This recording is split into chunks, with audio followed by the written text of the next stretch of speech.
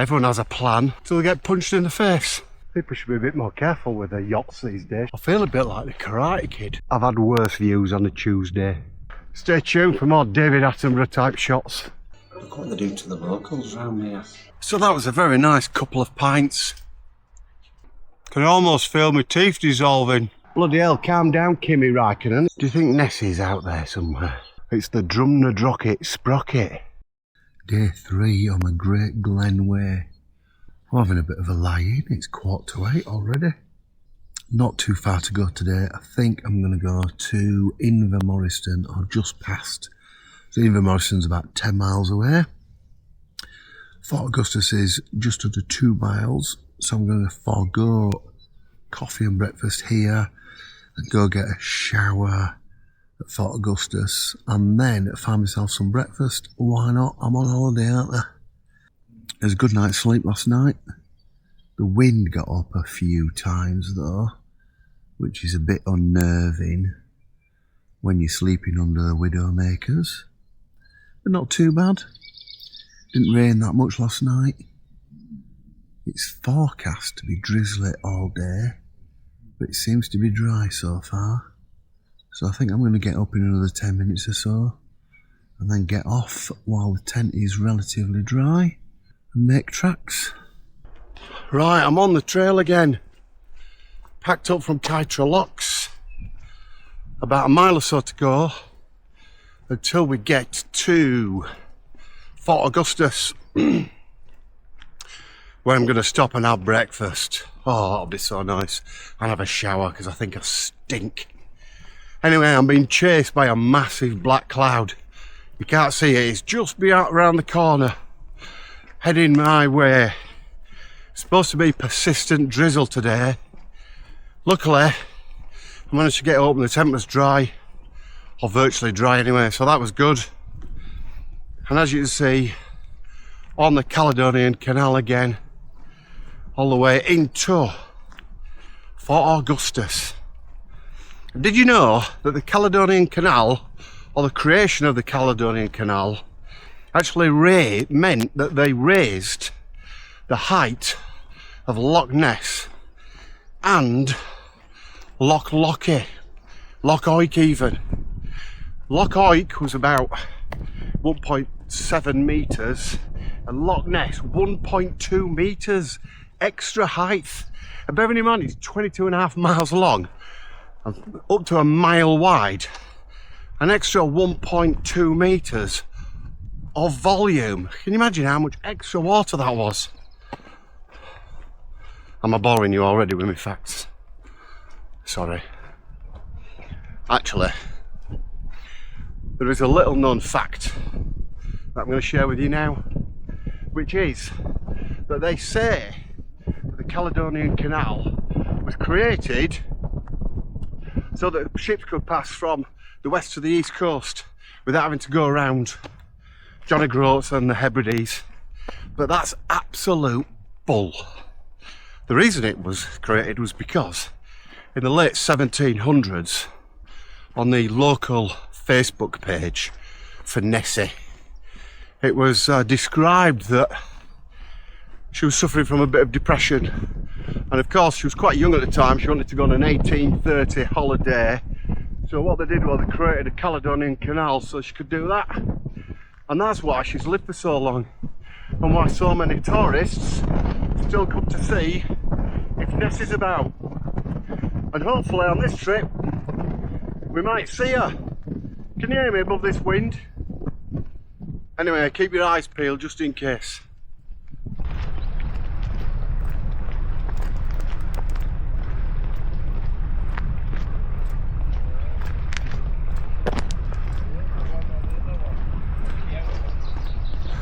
It's not moving, it's my camera work. Right, so I thought it was about time I give you a little bit of a synopsis of the equipment that I'm using on this trek.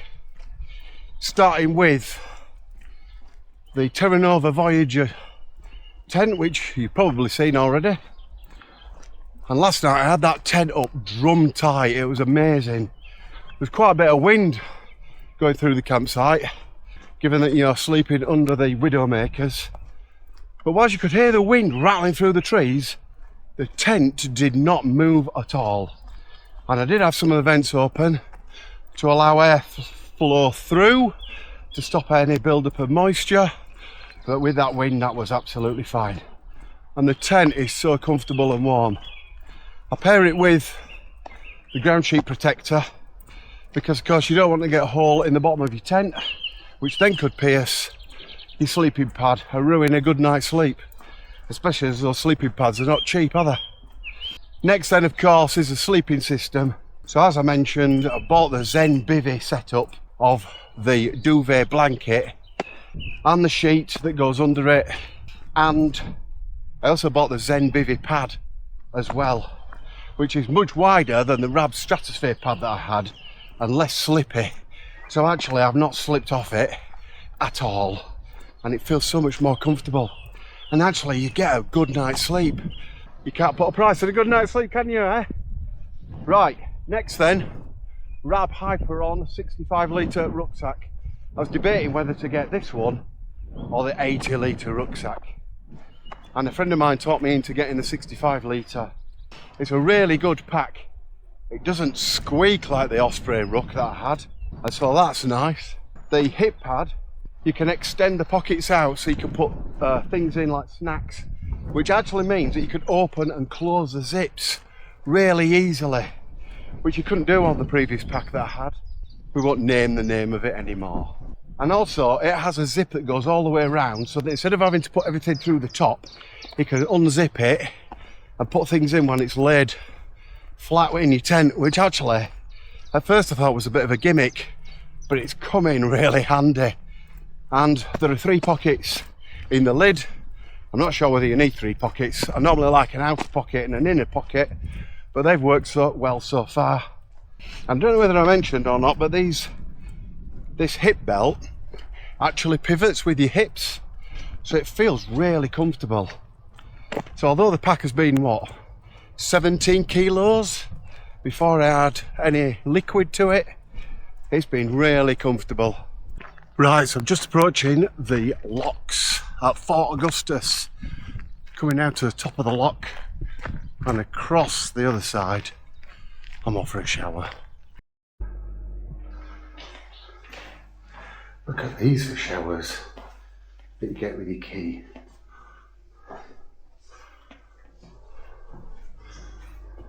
Right, lock the door and have a shower. Right, the lochs at Fort Augustus then. I've just been chatting with my continuity director, that's me, who said make sure you put some different clothes on after a shower because you're a stinky sod. So yes, new clothes on, teeth brushed, hair done, chub rub in some places that you don't want to know about. Alright, let's go and find something to eat.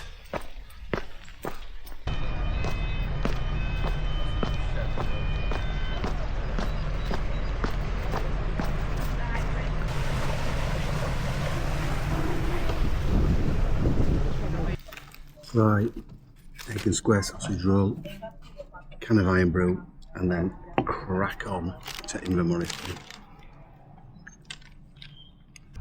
Well, this is all very pleasant, walking out of Fort Augustus. You're on a road, but not the main road, and it's quite nice. Daffodils all over the place. A little bit of a scent to help breakfast burn off. I didn't do much filming in Fort Augustus. I get really self-conscious of filming when there's lots of people about. Anyway, we're back out on the trail. I'm about to head left and up onto the high route towards Invermoriston.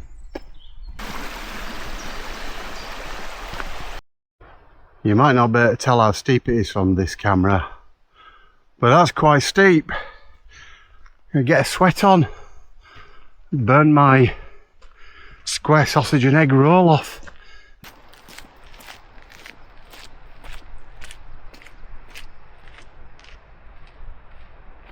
And there she is, the start of Loch Ness. 22.5 miles to the end. Keep an eye out. please don't cut me down, loggers. I'm only a little thin tree. Oh, alright then. And we're looking back there towards Fort Augustus, and then beyond to Loch Oik, and then in the far distance Loch Lochy. Of course you can't see either of the lochs, but the hills to either side of them look as though they're catching a bit of snow or rain. Luckily we've stayed dry so far, although that coming this way might change things a bit.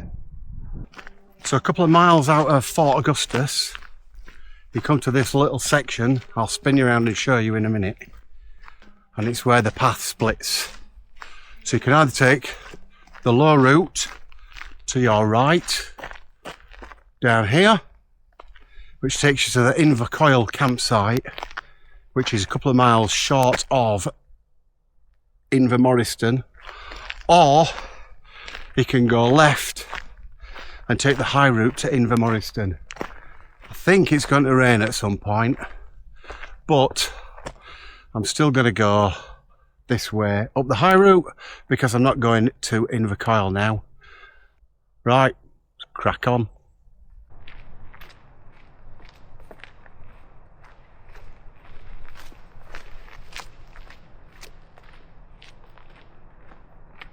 I have to say, so far, this high road to Invermoriston is fantastic.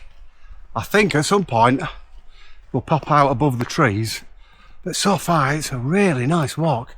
So much moss and green and colour about. What's really weird though is there's not much breeze down here, but there must be a bit of a wind up top, and you can hear a wind going through all the pine trees.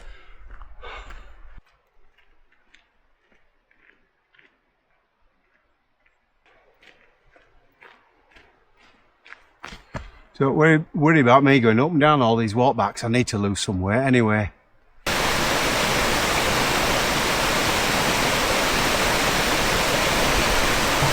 only I have my Timothy with me. And there's a really good wild camping spot here. Look at that for a spot to camp in. That'd be fabulous.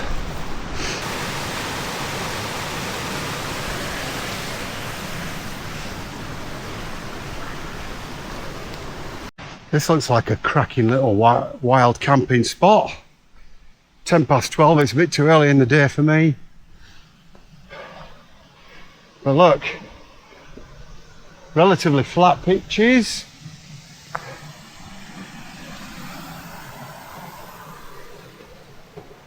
A little pool you can dunk yourself in if you want. Fresh running water.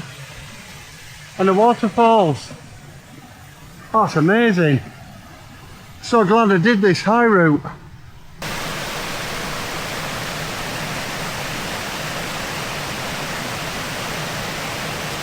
So I've decided to stop off at this point just for a few minutes, have some iron brew, because it's beautiful but it's very, very sweaty, and I've got a bit more of a scent to go, but I'm going to have 5 minutes, sit amongst these trees and this breeze and try and dry out a bit.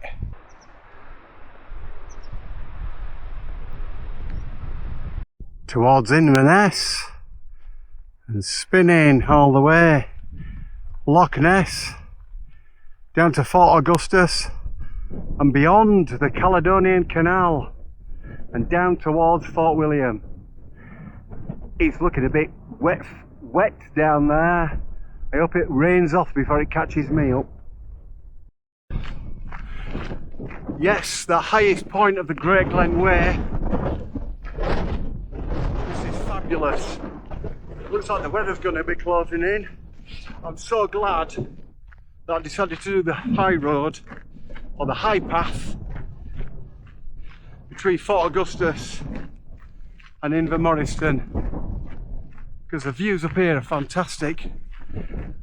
And looking behind me, back down towards Loch Oik, it looks like it's absolutely tipping it down there. So maybe I'll miss it. Maybe I'll outrun the rain. Yeah, right.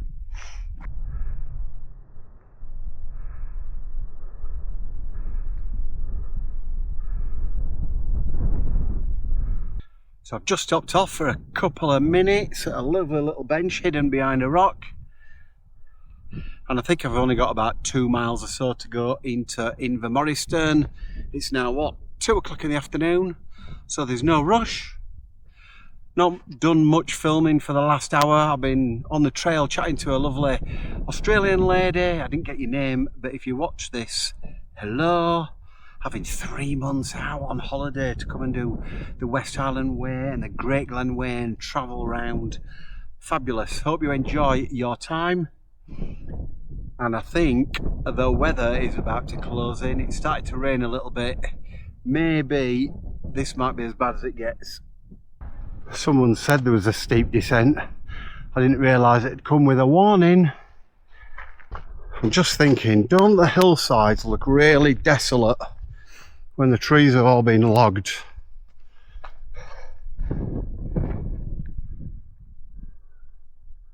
Thank heaven for these switchbacks. This is steep. Not long to go though before I can sit down, and I might go to the pub and have a pint. Why not? I'm on holiday, aren't I? So that was a high path down into Invermoriston, and with a 17-kilo rucksack on, my God, does it get the quads going. It's levelling off now.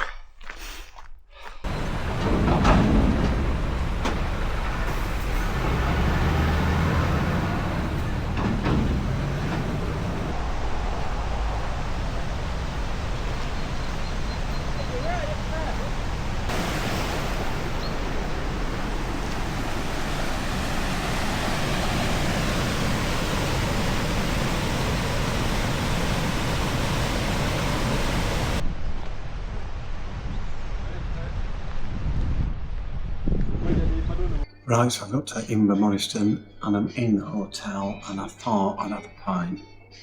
Cheers. Look what they do to the locals around here. So that was a very nice couple of pints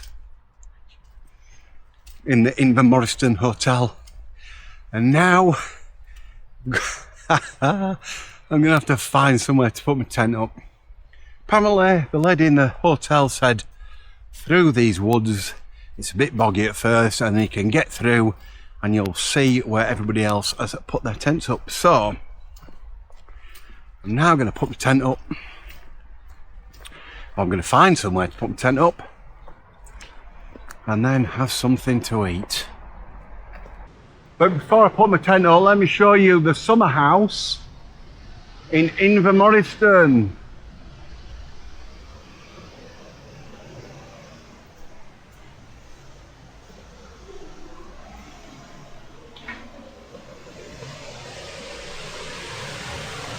Oh, that's not bad for a view, is it? Let me zoom in.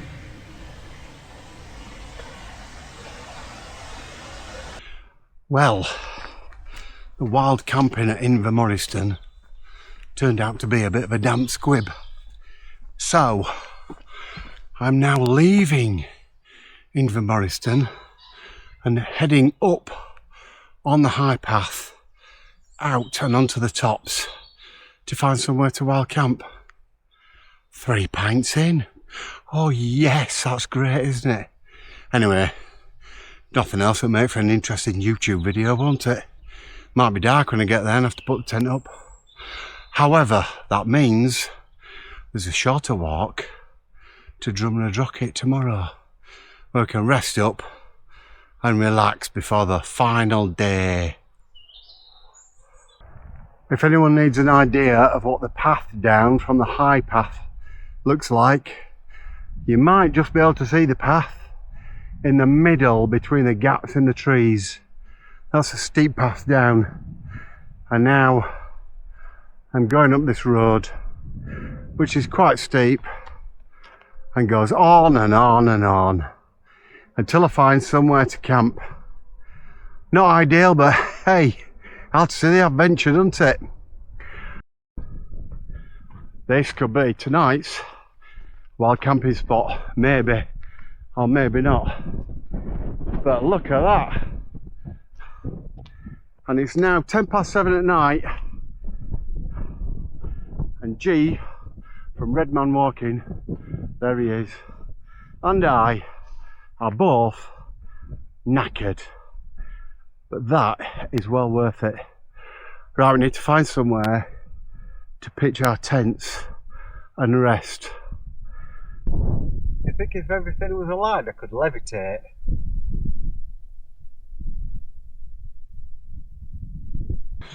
Well, this is not what we've kind of expected tonight. It's now 8:25. The tents are up on the side of some track, and I'm with G from Red Man Walking even. Get you tired, we're tired. We're knackered, aren't we? Absolutely knackered. So there we are. There's the man himself. It's not quite what we wanted, but it'll do, and it means that we've only got how many miles to Drumnadrochit? About 10. We think about 10 miles to Drumnadrochit, which makes tomorrow an easier day ahead of the final day with about 19 miles. Right, time for something to eat, and then I'm going to hit the hay because we're knackered. From Kytra Locks, it's 2.5 miles to Fort Augustus, and then up onto the high road all the way over to Invermoriston at 10.2 miles for the day, and then heading further out and over to the wild camping area for 13 miles.